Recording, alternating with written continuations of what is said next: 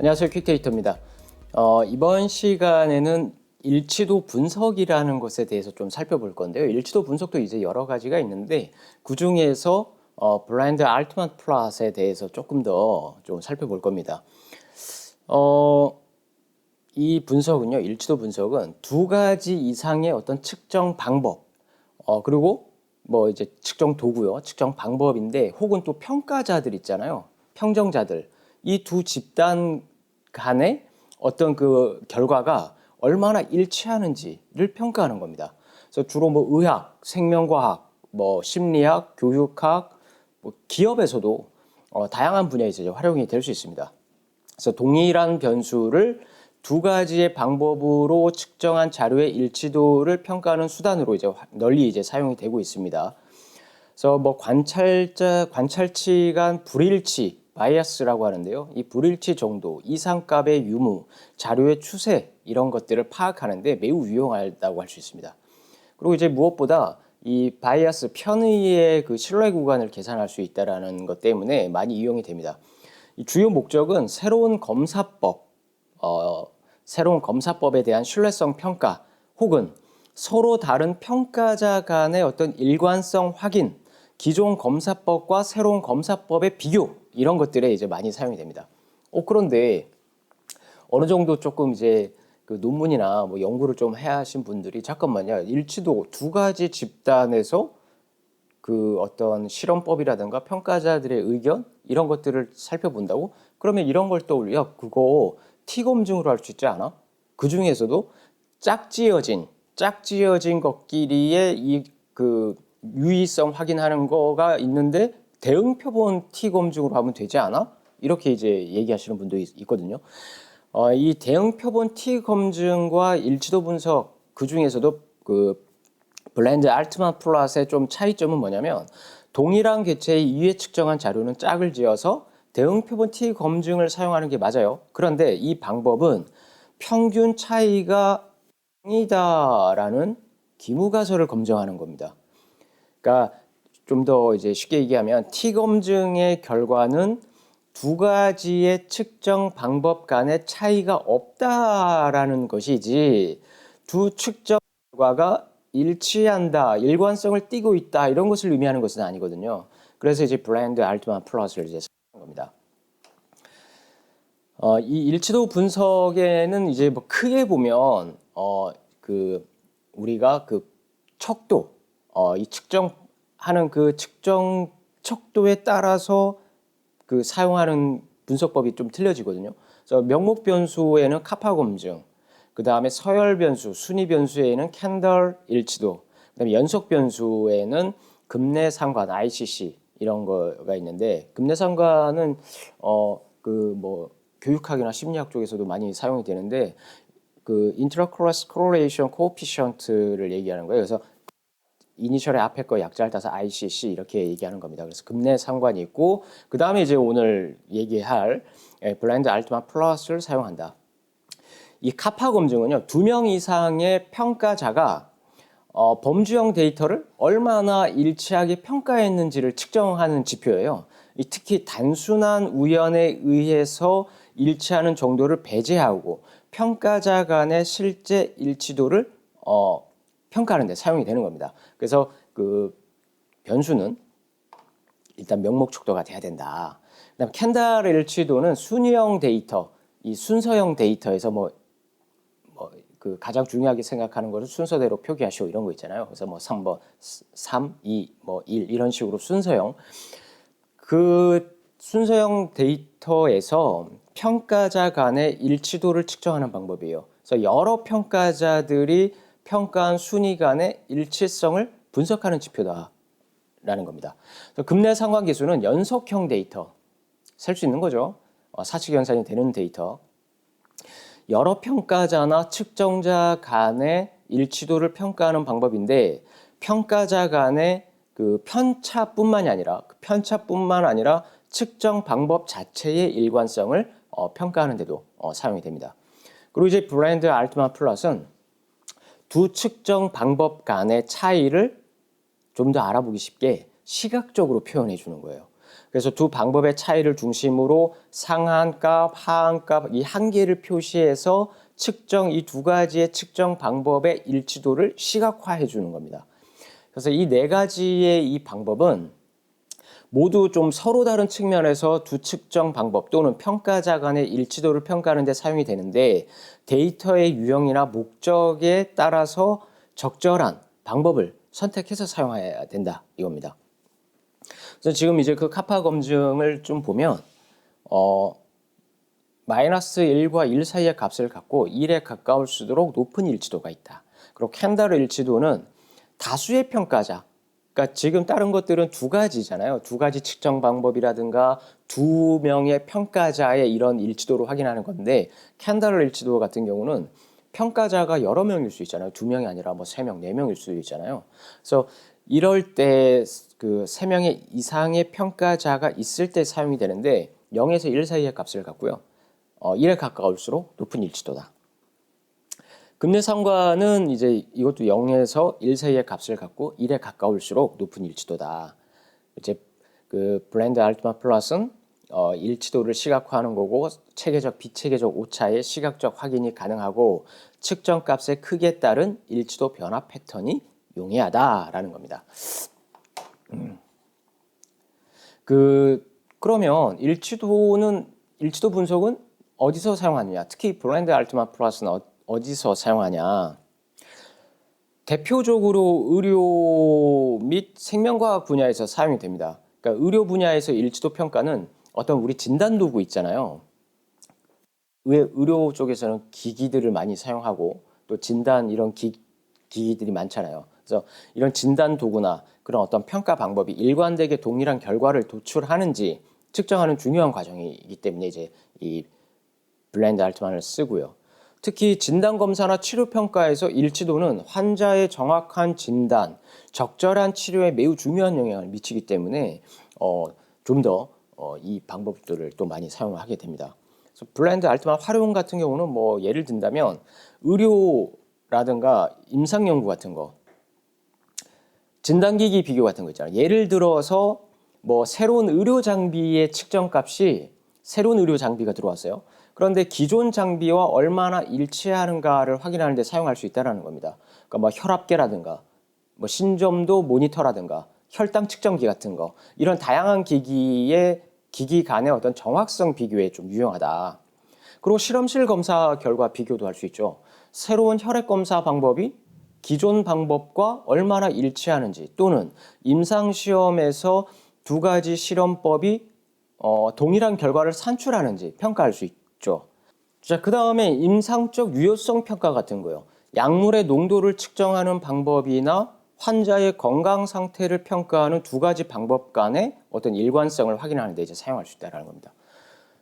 또 이제 생체 계측학 같은 거요. 뭐 생체 신호 분석, 심리 행동 연구 같은 게 있는데 생체 신호 같은 경우는 왜 이런 거 있잖아요. 심박수, 혈압, 뭐 산소 포화도 뭐 이런 생체 신호를 측정하는 장비 또는 방법 간의 일치도를 확인할 때 사용할 수 있고 두 가지 어떤 심리학적 측정 방법이 동일한 개념을 얼마나 일관되게 측정하는지 검증할 때도 사용할 수 있다는 겁니다. 그리고 영양 및 운동과학 같은 거, 뭐 신체 계측기 비교, 운동 테스트 평가 이런 거, 체성분 분석기 기기 간의 비교나 체지방률, 근육량 뭐 이런 것과 관련된 측정값들이 일치하는지를 평가하는 데 사용할 수 있고 뭐 운동 테스트, 두 가지 어떤 심폐기능 테스트나 체력 평가 방법 간의 일치성을 확인할 때 사용할 수 있다는 겁니다. 또 이런 데 많이 써요. 공학 장비 개발 같은 거.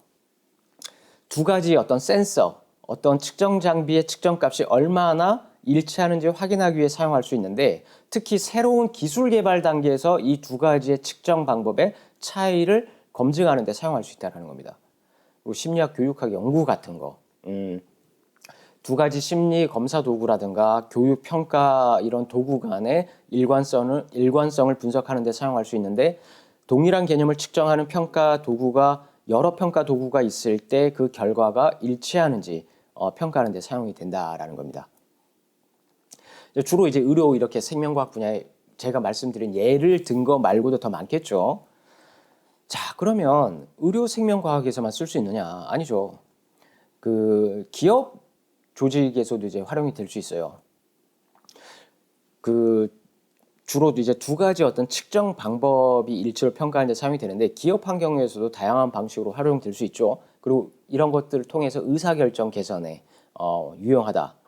새로운 시스템 도입이라든가 뭐 품질 검사 장비 비교라든가 고객 만족도 조사 비교라든가 뭐 다양한 상황에서 사용이 될 수 있고 두 가지 방법 간의 차이가 실질적으로 중요한지 여부를 평가한다 이겁니다. 활용은 어떻게 활용하느냐? 뭐 굉장히 많아요. 품질 관리 제품 테스트 같은 거 할 수 있죠.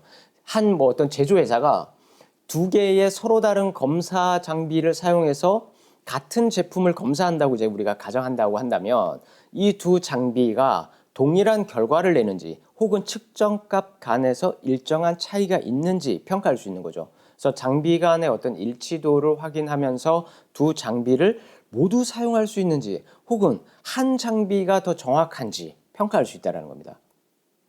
그리고 고객 만족도 조사 방식 비교 같은 거요. 회사가 고객 만족도를 온라인 설문조사와 전화 인터뷰를 통해서 수집했다고 이제 가정할 때 이 두 방법에서 전화 인터뷰와 온라인 설문조사 혹은 뭐 이렇게도 할 수 있어요. 온라인 설문조사와 오프라인 조사 이렇게 해서 이 두 가지의 어떤 그 조사 방법에 있어서 수집된 고객 그 만족도 점수가 일치하는지 평가할 때도 사용할 수 있다는 겁니다. 그리고 이제 새로운 측정 도구 시스템 도입 같은 거. 왜 이런 거 있잖아요. 야, 그 CEO가 우리 회사가 이제부터 전사적 자원관리 시스템을 뭐 이렇게 새로운 시스템을 도입을 하겠습니다. 그래서 그 이런 거죠. 뭐 예를 들어서 그 회계 시스템이라고 할게요. 기업이 기존에 있는 회계 시스템을 새로운 소프트웨어로 대체하려고 한다면 이 기존에 있던 시스템과 새로운 이 회계 시스템, 이 두 시스템에서 생성된 데이터의 정확성과 일치도를 평가해야겠죠. 당연히.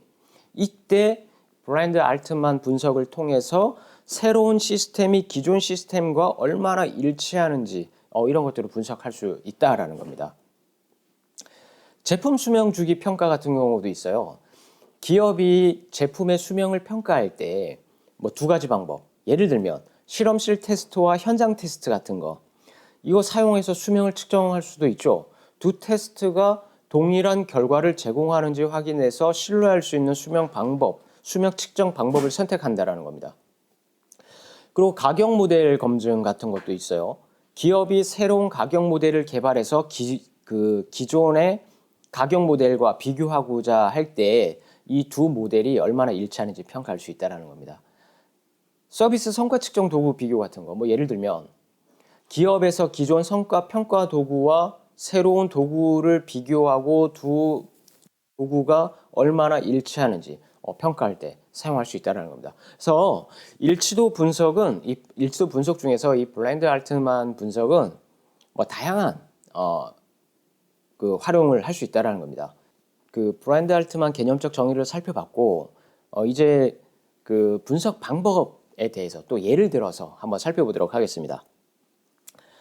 다소 그렇게 복잡하지는 않아요. 이 블랜드 알트만이. 그 첫 번째는 우리가 이제 그 두 가지 측정 방법으로 한다 그랬잖아요. 두 가지 평가자나 두 가지 측정 방법 이 두 개를 이제 비교한다 그랬잖아요. 시각적으로. 그럼 이제 어떻게 계산을 하냐면 두 측정 방법의 차이를 먼저 계산해 줘요.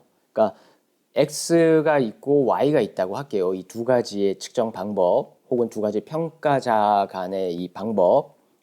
그래서 이 두 가지가 있는데 X와 Y라고 이제 우리가 해놓고 이거에 대한 차이를 먼저 계산해요. 그 각각의 차이를. 그 다음에 이 두 측정 방법의 평균 계산하는 겁니다. 이 첫 번째 방법, 두 번째 방법, X 방법과 Y 방법의 두 가지의 평균을 계산하는 거예요. 그다음 세 번째, 차이 평균을 계산해 줍니다. 이걸 바이아스라고 하는 건데, 예를 들어 볼 거예요. 그다음에 그 차이의 표준 편차를 계산합니다. 다음으로, 그래서 차이의 표준 편차를 계산하고 마지막으로 95% 일치한계를 보는 거예요. 그래서 상한한계가 이제 뭐 우리가 얘기한다면 식으로 얘기한다면 바이아스 플러스 1.96 곱하기 표준 편차 하는 거다. 그 다음에 상한이고 마이너스 하한은 마이너스 1을 해주는 겁니다. 그리고 나서 이제 우리가 브랜드 플랫, 알트만 플러스를 이제 생성하는 거죠. 그래서 뭐 이거는 그냥 이렇게 계산이 된다. 이 정도만 알고 계시면 될 것 같고요. 자, 첫 번째는 의료 쪽에서 사용할 수 있는 이제 블렌드 알트만이죠. 예를 들었어요. 표준 진단기기 X와 새로운 진단기기 Y 간의 일치도를 평가하는 거예요. 그러니까 이제 원장님이, 병원 원장이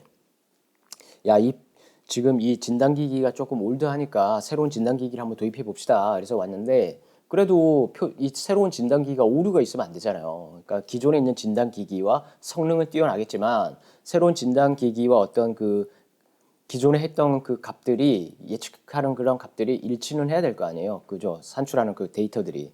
그래서 그걸 이제 평가해 보는 거예요. 그래서 순서는 뭐 측정 방법 차이 계산하고 뭐 이렇게 그 아까 순서를 이 초록색 그 박스에다가 지금 이렇게 했는데 그 순서예요. 계산 순서. 자, 데이터가 이렇게 있다고 할게요. 그 표준 기기의 데이터가 22개가 있고 신규 기기에 대한 데이터가 Y가 이제 또 22개가 이렇게 양쪽으로 이렇게 있어요. 차이를 먼저 계산한다 그랬잖아요. 1번. 0.8에서 1.01 빼주고, 그러니까 순서대로 각각 데이터 별량들을 각각 빼주는 거예요. 그래서 XY의 차이를 구했고요. 다음에 XY 표준기기와 진단기기의 평균값을 이제 내주는 거예요. 그 다음에 세 번째, 그 밑에 하단, 표 하단, XY 차이에 대한 평균을 계산해요. 이게 바이아스거든요. 그 다음에 편의값, 그 다음에 이제 그 XY 차이의 표준 편차를 계산해요. 그래서 이 평균 차이는 지금 보면 그 다음에 이제 마지막으로 다섯 번째가 이 나온 값들을 가지고 그 신뢰 상한을 구하는 거예요. 그 밑에 지금 5번에 이렇게 써놨잖아요. 좀 전에 말씀드린 식과 같은 거예요. 그래서 평균 차이 바이아스는 지금 보니까 0.013이 나왔어요. 그죠? 0에 매우 가까워요. 그래서 두 측정 방법 간에 체계적인 그 차이가 거의 없음을 의미한다는 겁니다. 그래서 또 뭐 좀 더 살펴보면 표준 진단 기기가 새로운 진단 기기보다 평균적으로 0.013 단위 더 높게 측정하는 경향이 있다. 이렇게 볼 수 있다는 거죠. 그리고 표준 편차를 보니까 두 측정 방법 간 차이의 변동성을 얘기하는 건데 값이 작을수록 두 방법의 일치도가 높다라고 우리가 봐야 되는 거죠. 편차 값이 적으니까. 그리고 측정 단위와 임상적 중요성에 따라서 변동성 허용 가능 여부를 결정해야 된다라는 겁니다. 그래서 이거는 뭐 어떤 딱까지 우리가 이거 해야 된다가 아니라 어느 정도 우리가 이 표준 편차 값을 그 한계로 볼 거냐 이런 것들을 이제 우리가 좀 보는 건데 그 전에 이제 우리가 신뢰 상한을 이제 구했잖아요. 그럼 이 범위 안에 이 데이터들이 일치하는지 한번 보자라는 겁니다. 그래서 이거를 시각화를 딱 한 것이 지금 보여주는 이 플랫이에요. 그러니까 블렌드 알트만 플랫 이 그래프인데 시각화한 거예요. X좌표에는 하단에는 표준 기기와 새로운 기기의 평균값을 넣고요. Y축에는 표준 기기와 새로운 기기의 차이값을 기준으로 보는 거예요. 그래서 지금 위에 상한값 있잖아요. 거기 보면 이제 박스가 조금 작게 표시가 되어 있는데 0.317개 위에 상한. 그리고 하한에는 마이너스 0.29 이렇게 되어 있거든요. 그래서 우리가 아까 그 평균이 0.013 나왔잖아요. XY 차이의 평균이. 그래서 그 기준으로 이 신뢰 상한 범위 안에 이 데이터들이 존재하는지 이걸 살펴보는 겁니다. 그래서 지금 보니까 두 측정 방법 간의 차이가 그러니까 새로운 기기와 표준 기기와 새로운 기기의 진단 기기의 이 차이의 95%가 상한 0.317과 하한 마이너스 0.291 범위 내에 있을 것으로 예상한다라는 거죠. 이 시각화를 보고 대부분의 경우 95%란 얘기예요. 대부분의 경우 95%가 표준 진단기기 방법은 새로운 진단기기 방법보다 0.291 단위 낮게 0.317 단위 높게 측정할 수 있다는 겁니다. 근데 두 기기 간에 측정값이 일관된 경향을 나타낸다고 봐야 돼요. 왜냐하면 신뢰 상한 범위 안에 다 들어와 있기 때문에. 그래서 조금 더 이렇게 첨언해서 데이터를 확인해 보면 이렇게 판단해 볼 수 있을 것 같아요. 이 분석 결과는 새로운 기기가 기존 표준 기기와 일치된 결과를 제공하는지 검토할 때 중요한 정보를 제공하는 겁니다. 그렇죠? 평균 차이가 거의 없어요. 0.013이었으니까. 일치한 게도 플러스 마이너스 0.3 단위 내에서 비교적 좁은 범위의 안정적이므로 새로운 진단 기기는 실질적으로 기존 기기와 유사한 정확한 그 정확도를 제공한다고 볼 수 있다는 겁니다. 그래서 새로운 진단 기기는 기존 기기와 일관된 결과를 나타낼 수 있다고 할 수 있기 때문에 임상 현장에서 기존 기기의 대안으로 사용할 수 있을 수 있다. 가능성이 큰 거예요. 특히 기기가 조금 더 새로운 기기가 좀 더 저렴하거나 좀 더 편리하거나 이렇게 사용할 수 있다면 표준 기기 대신 새로운 기기를 사용하는 것이 적절하다고 판단을 해야겠죠. 결론적으로 이 분석을 통해서 새로운 진단 기기가 표준 기기와 거의 일치하는 성능을 보인다는 것을 알 수 있었고, 이를 바탕으로 새로운 기기의 임상 적용 가능성을 충분히 고려해 볼 수 있다라고 우리가 판단해 볼 수 있다는 거죠. 자, 여기 이제 의료에 관련돼서 이제 한번 해봤고요. 예를 들어서 다음은 기업에서 한번 사용하는 걸 한번 봤어요. 이렇게 한 거예요. 어떤 그 이제 임직원 평가하는데 상사 평가를 하고 동료 평가 이렇게 많이 하잖아요. 다면 평가 많이 하잖아요. 그래서 그 결과를 이렇게 봤더니 총 50명의 이제 그 팀 어떤 부서에 50명이 있었어요. 그래서 1번부터 쫙 50명까지 동료 평가하고 상사 평가를 같이 이제 한 겁니다. 이제 그 데이터는 너무 길어서 10번부터 11번부터 39번까지 이렇게 그 편차하고 이렇게 지금 돼 있잖아요. 그래서 50명의 데이터예요. 방법은 똑같아요. X, Y 차이, 상사 평가를 X라고 하고 동료 평가를 Y라고 해서 이거를 이제 빼보는 거예요. 차이를 보고 거기에 대한 X와 Y에 대한 평균을 또 내보고 X, Y 차이에 다시 평균 값을 내고 그리고 거기에 대한 표준 편차를 이제 보는 거죠. 지금 보니까 100점 만점이에요.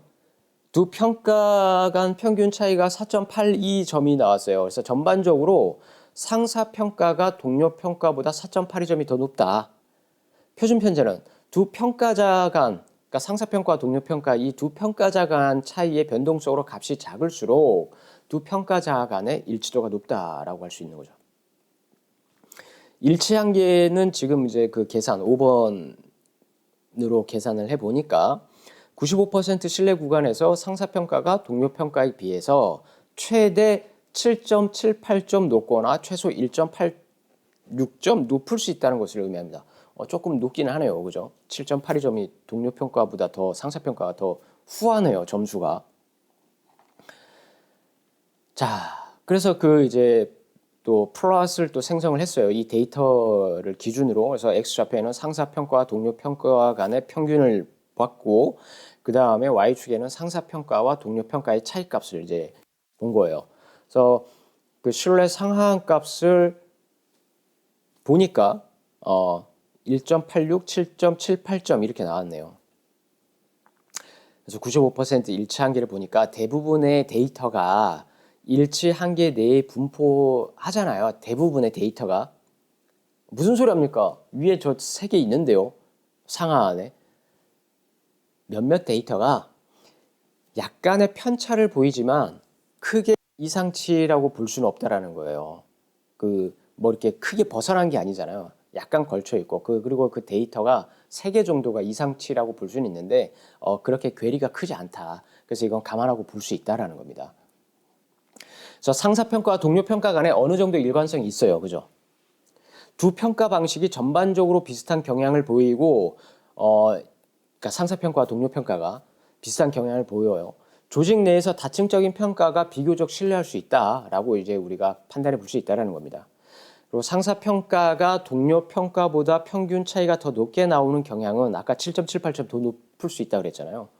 상사들이 동료들보다 더 관대하게 평가할 수 있다는 편향 가능성을 시사는 해요. 맞죠? 근데 이러한 편향이 그냥 이렇게 볼 수는 없을 것 같고 평가 결과에 영향을 미칠 수 있기 때문에 그 상사 평가의 신뢰성을 높이기 위한 어떤 평가 교육이라든가 가이드라인이 사측에서 필요해 보일 수 있다라고 판단해 볼 수 있는 겁니다. 그런데 이 차이가 상사 평가와 동료 그 평가의 그 차이가 그 신뢰 상한 값의 차이가 평가 목적에 부합할 정도로 크다면 너무 크다면 평가 시스템을 조정하거나 상사와 동료 평가 사이의 기준을 통일시킬 필요가 있다라고 판단을 해야 됩니다. 그런데 이 차이가 야, 뭐 이 정도 사측에서 딱 보니까 이 정도는 수용 가능해. 수용 가능한 범위라면 현재 평가 체계가 효과적으로 작동하고 있다는 의미로 받아들일 수 있다라는 겁니다. 근데 어쨌든 우리가 그 뭡니까 1.96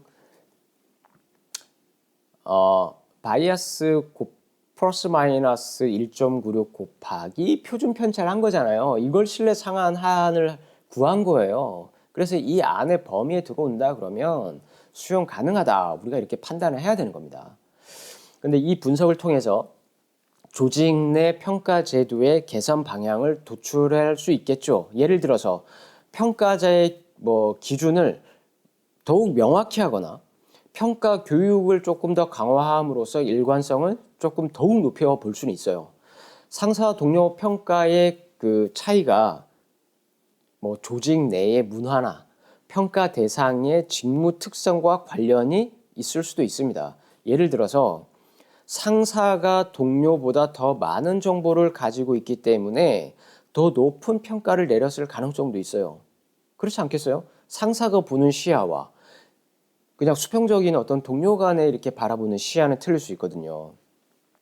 따라서 이 결과를 통해서 평가 제도의 개선으로 직접 연결하기 전에 조직 내 상황을 조금 더 종합적으로 고려하는 것이 좀 더 중요하다라고 볼 수 있습니다. 그래서 의료 분야라든가 기업 분야라든가 이런 그 브랜드 알트만 이 분석을 다양하게 사용할 수 있다라는 겁니다. 자, 여기까지 일치도 분석에 대해서 살펴봤고요.